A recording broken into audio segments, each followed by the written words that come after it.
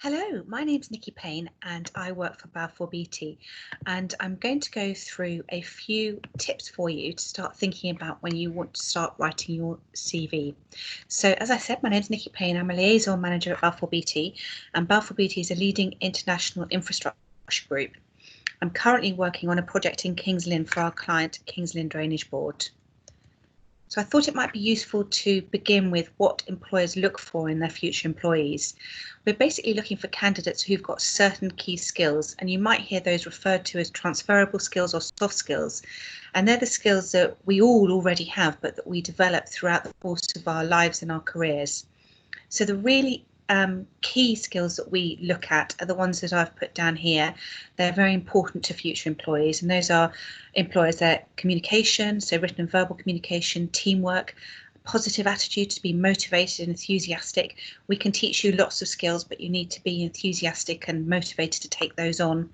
The ability to build relationships with others, problem solving, and to be well organised. So I'm just going to concentrate on a few of those transferable skills. And the first one is good communication skills. And those are so important. When you work for a company, you're basically representing that company. So any verbal or written communication is a representation of both your team or department and your company. So it's therefore very important that all internal and external communication is professional. So that comes in the form of written communication and verbal communication. So with written communication, we're talking about emails, reports and presentations.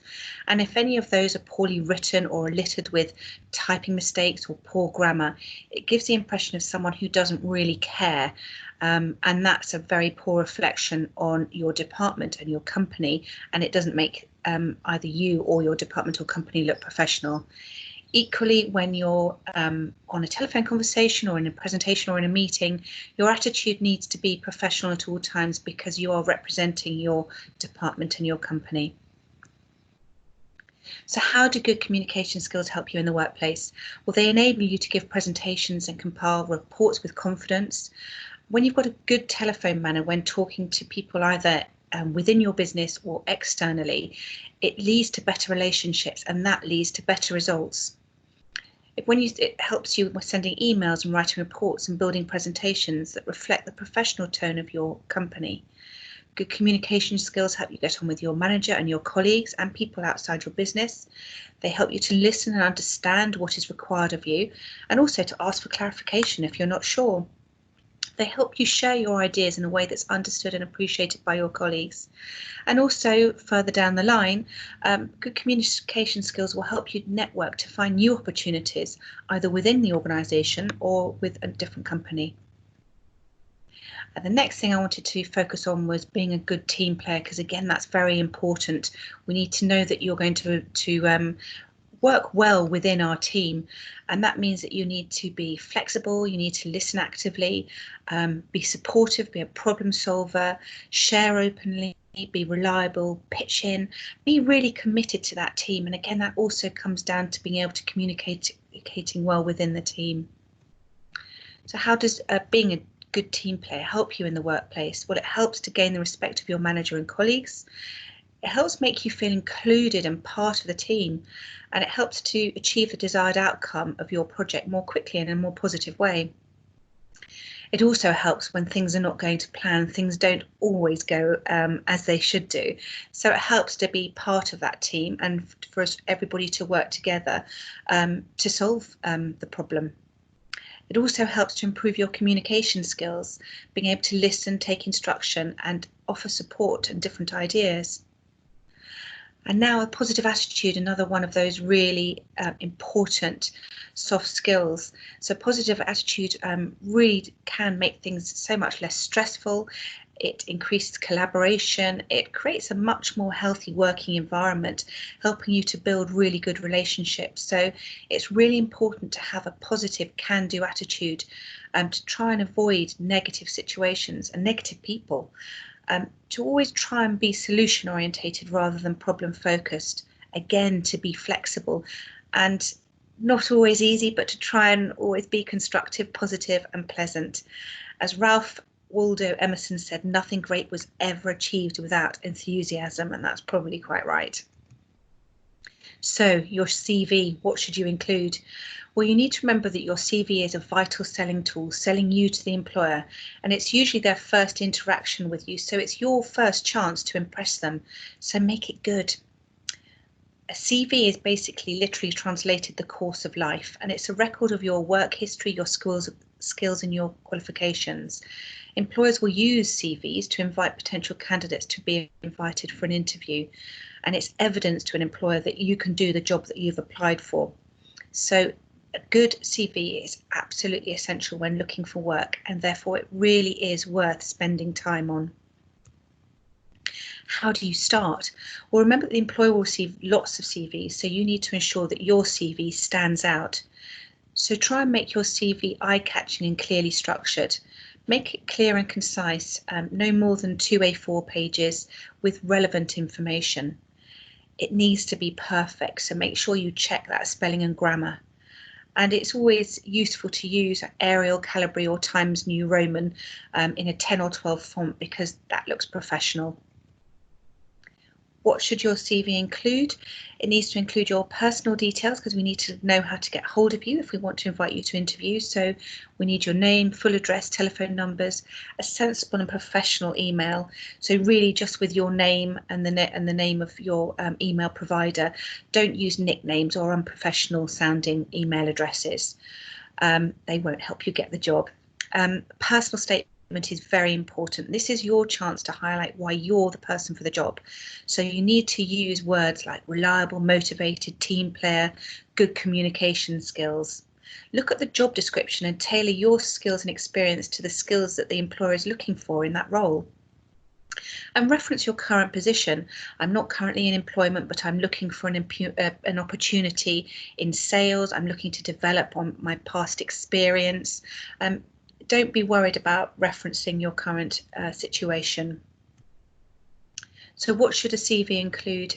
Again, you need to have your education and qualifications, so those needed to be listed in reverse chronological order. Make sure you include dates, qualifications and where you studied. And also remember to include any qualifications you've gained in past employment or whilst you've been out of work. Employment history and work experience, again, list that in reverse chronological order, including the place of work, a short description of the role and the dates included. And include all work experience. Unpaid work experience and volunteering are all vital work experience, so they really count and they are completely relevant. Skills and achievements, it makes sure you include those soft skills and transferable skills that we've been talking about, skills that you would bring to the company as well as any technical skills. Hobbies and interests, I think, are really interesting to have in a CV because they give the employer an idea of you as a person, and they also help in an interview to put you at your ease. References, your future employer will only ask for references when you actually get the job. So you can either write references available on request or you can include your references, but make sure if you do include your references that your referee is aware that you have provided them as a referee, and also make sure that their contact details are correct. So I've got here an example of a bad CV. So up here where we've got personal information, that's where we want to have your name and contact details. Again, so there we go. They would go here as the first point on your CV, so we know who you are and how to get in touch with you. Here we go. I'm sure nobody would think of putting a photo like this on your CV, but it looks unprofessional. So please don't think about doing that. Here we've got in 4, we've got a silly email address, looks unprofessional. So definitely don't do anything like that. Here we've got in point 5, the qualifications they're all out of sync, so it doesn't look neat and tidy, and it hasn't included any of the colleges or any of the dates any of these qualifications have been acquired, so that needs to go on there. Here in the current posts and responsibilities, again, it looks untidy, it's all out of kilter, and what we need here again is the name of the organisation, the job title, dates, and a brief description of the role. Here in this in 7, this is a section should be entitled personal skills. So it's all those skills that you have acquired and that you're able to bring to your new role. And the About Me section should be your personal profile. So that's when I was talking about the section that will describe the experience and skills that you have that will specifically apply to the job that you are going for. So that section I would like up here under your personal details. So that really tells us why you're the person for the job. And obviously here we've got some silly things that this chap's put in here, that he's got a cool personality and Xbox prowess. Obviously don't include things like that in your CV.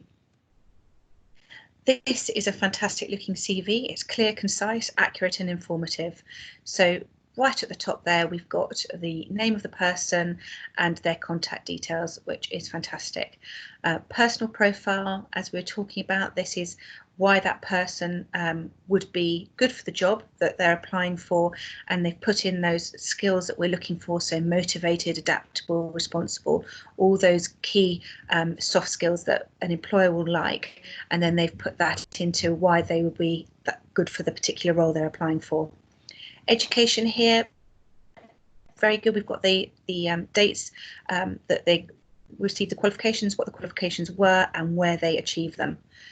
Equally in work experience, we have the dates, we have what the job role was and what the company was. And then we go down to hobbies and interests. As I said, I really like that included. It gives me an idea of who you are as a person. And finally, they have included their referees, and they've got all of their hopefully correct reference details for contact details for their referee. Okay, so quickly if we go through some top tips, some do's for your CV. Read the job advert and find out exactly what that employer is looking for in the job, and then make sure you tailor your CV to make sure that you're that person for the job. Be positive and sell yourself. Use evidence. Tell us what you've achieved. Check your spelling, grammar and punctuation. Let a friend or family member check it. They might come up with something, they might see some mistakes, but equally they might think of something that you have forgotten to include in your CV that's relevant. Set out your CV using a computer. Make sure your email address reflects the professional you, and make your most recent skills and experience really stand out on your CV. Top tips and don'ts. Don't be dishonest or lie. Don't send exactly the same CV to every company. Adapt it so that it's clear that you wrote it with that particular job in mind. Don't use more than 2 pages or cram everything into one. Don't waffle or repeat yourself. Don't include a photograph, it's not necessary. Don't have any spelling or grammar errors, and don't use inappropriate layouts or fonts. So that's really it. Good luck. Don't be disheartened if you don't get the job. It's happened to all of us. And if the answer is no, ask for feedback so that you can make sure that your next application is even better. And remember that the employer really wants someone to fill the role. Convince them that that person is you. Okay, well, that's it. The very best of luck to you. Thank you very much. Thank you. Bye-bye.